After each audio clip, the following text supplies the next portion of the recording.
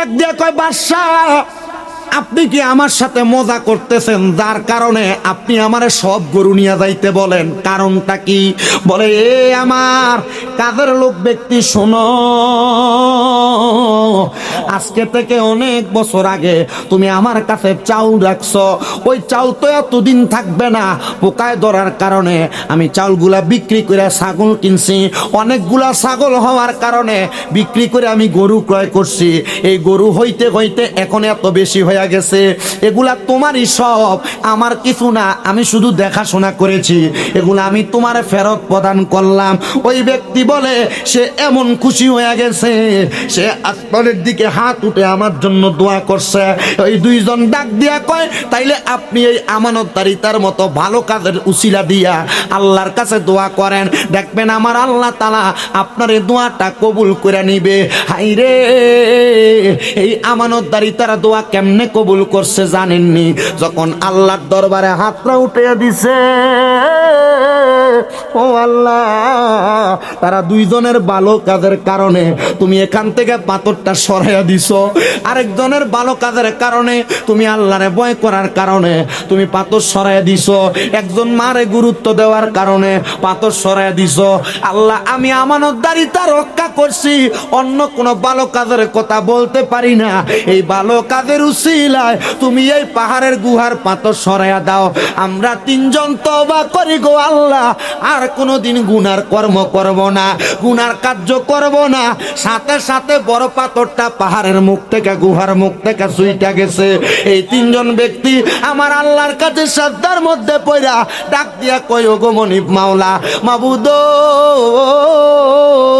ও দয়াল আল্লাহ, আমরা আজকে তওবা করলাম, ভালো কাজের কারণে যদি একটা গুহা থেকে তুমি আমরারে মুক্তি দিতে পারো, আমরা যদি একটা ভালো কাজ কইরা এই গুহা থেকে মুক্তি পাইতে পারি, আমাদের বিশ্বাস আছে আমরা যদি সারা জীবন ভালো কাজ করি জাহান্নামের অতল গহ্বরের গুহা থেকে বাঁচতে পারবো। আল্লাহ, এখন থেকে আর গুনাহ করতাম না, আর গুনাহ করবে না। কারণ এরা চিন্তা করছে একটা বালা কামের কাজে যদি পাহাড়ের গুহার থেকে আপনারা মুক্তি করতে পারেন, আল্লাহ আপনি দয়ার ভান্ডার, আপনি চাইলে আমরা সারা জীবন ভালো কাম করলে আপনি আমাদেরকে পাহাড়ের গুহা না জাহান্নামের গুহা থেকে বাঁচাইবেন। আজকের মাহফিল কি জাহান্নামে যাইবার লেগে বানাইছেন? কি লেগা? জোরে কয় না, কি লেগা?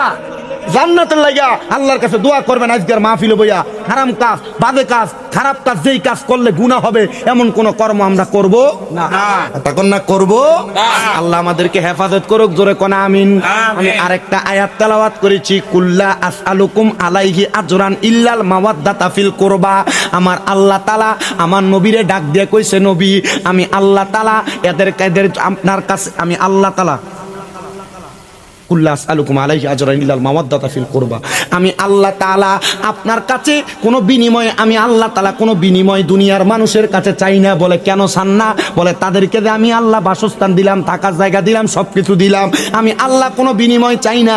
আল্লাহ আপনি তাদেরকে জানাইয়া দেন আমি তাদের কাছে আপনার নিকটবর্তী আহলে বায়াতের ভালোবাসা চাই। জোরে কোন সুবহানাল্লাহ। বাজানো, আমার আল্লাহ তাআলা আমাদের কাছে দুনিয়ার টাকা পয়সা, ধন সম্পদ, বাড়ি গাড়ি কোনো কিছু চায় না। আমার আল্লাহ একমাত্র নবীর বংশের ভালোবাসা চায়। জোরে জোরে কোন মারহাবা। কোন নবীর বংশের ভালোবাসা চায়? যেই নবীর বংশরা ইসলামের জন্য তাজা রক্ত ঢাইলা দিয়া আমাদেরকে তাজা ইসলাম দিয়া গেছে। এজন্য আসে কয়, হোসাইনের রক্তে গড়া আমাদের ইসলাম, হোসাইনের রক্তে গড়া আমাদের ইসলাম, ইসলামেরই জন্য তিনি দিয়ে গেলেন প্রাণ। বলেন ইসলামেরই জন্য তিনি দিয়ে গেলেন প্রাণ। বলেন ইয়া হোসেন মারহাবা, ইয়া হোসেন মারহাবা, ইয়া হোসেন মারহাবা, ইয়া হাসান মারহাবা। হুসাইনের রক্তে গড়া আমাদের ইসলাম, ইসলামেরই জন্য তিনি দিয়ে গেলেন প্রাণ।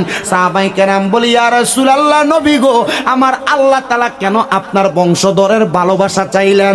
আমার নবী কয় আল হাসানু ওয়াল হুসাইনু সাইয়্যিদা শাবাবি আহলিল জান্নাহ, কারণ হাসান হুসাইন হইল জান্নাতের যুবকের সরদার, এই জন্য তাদের ভালোবাসা চায়।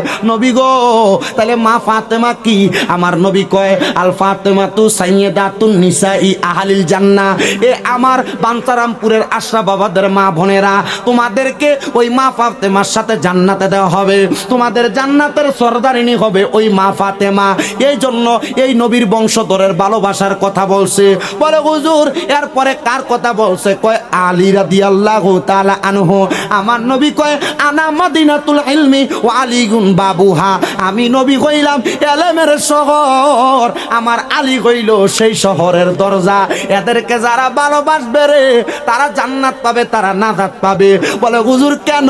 হযরত খাতুনে জান্নাত ফাতেমা রাদিয়াল্লাহু তাআলা আনহা নবীর নাতি ইমাম হাসান হুসাইন রে নবীর উম্মতের জন্য সফর্দ কইরা দিছে। ইমাম হুসাইন কয় আল্লাহর কসম রে আমার নানা জান দুনিয়াতে থাকা অবস্থায় বইলা গেছে, আমি হুসাইন কারবালার ময়দানে শাহাদাত বরণ করব, আমার যত ফোঁটা রক্ত মোবারক মাটিতে পড়বে ওই প্রত্যেক ফোঁটা রক্তের বিনিময়ে আমার আল্লাহ আমার নানার উম্মতের নাজাত দিয়া দিব। ভাইও ইমাম হাসান রাদিয়াল্লাহু তাআলা আনহু একই কথা বলছে। মাওলা আলী কয় আমি আমার জীবন উৎসর্গ কইরা দিলাম। ওই আলী রাদিয়াল্লাহু তাআলা আনহুরও আমার নবী বড় ভালোবাসতেন, বড় মোহাব্বত করতেন, বড় আদর যত্ন করতেন। মারহাবা কইতেন না?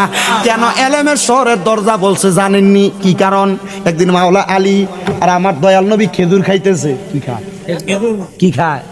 শেষ বয়ান শেষ, একটু কথাটা বইলে শেষ করি। খেজুর খাইতেছে, প্রতিযোগিতা। আজকে খেজুর খানার ভিতরে যে ব্যক্তি যত বেশি খেজুর খাইতে পারবে সেই ব্যক্তি সবচাইতে জ্ঞানীবান, সেই ব্যক্তি সবচাইতে মর্যাদাবান। হযরত আলী রাদিয়াল্লাহু তাআলা খেজুর খায়, একটা একটা দানা রাখে, আর আমার নবীজির খেজুরটা খাইয়া খেজুরের দানাগুলা হযরত আলীর কাছে রেখে দেয়। মারহাবা কইলেন না? হযরত আলী রাদিয়াল্লাহু তাআলা এবং নবীজি খেজুর খাওয়ার পরে এবার তাকায় দেখে সবচাইতে বেশি খেজুরের দানা হযরত মাওলা আলীর কাছে। আরে আমার নবী কয় তাইলে আলী বেশি খেজুর খাইছে, এই জন্য আলী আজকের বিজয়ী হয়ে গেছে। এবার হযরত আলী তো জ্ঞানী মানুষ, উনি ডাক দিয়া কই ইয়া রাসূলুল্লাহ আমি তো খেজুরের দানা জমায়া বেশি খাইছি, জমায়া রাখছি। নবী গো অনেকে তো খেজুরের দানা নিজে খেজুরের দানা সহ খাইয়া ফেলাইছে, তার রসুলের সামনে খেজুরের দানা একটাও নাই। মারহাবা কয় না? আমার বাবারা এজন্য বড় দামি মানুষ, মূল্যবান মানুষ, মর্যাদাবান মানুষ, বড় সম্মানিত মানুষ, এদেরকে ভালোবাসবেন, মোহাব্বত করবেন। এই যে এখন মাসটা চলতেছে শাওয়াল মাস, এরপরে জিলকত, এরপরে জিলহদ, জিলহদের পরে মুহররম মাস। এলাকার মহিলারা, এলাকার ভাই বাবারা যারা আপনারা আছেন, পারলে কোরবানির গোশত থেকে একটু আলাদা করে রাখেন। যদি এটা না পারেন আপনার এলাকার মধ্যে কয়েকজন মিলা মুহররম উপলক্ষে আহলে বায়াতের স্মরণে একটা মিলাদ হইলো ফরাইয়েন, একটু খিচুড়ি রান্দা গরিবদারে খাওয়াইয়েন, এলাকার মানুষকে খাওয়াইয়েন, তাদেরকে সুযোগ বুঝাইয়েন। এই মুহররম মাসে নবীর বংশরা তারা জীবন দিয়া আমরারে তাজা ইসলাম দিয়া গেছে।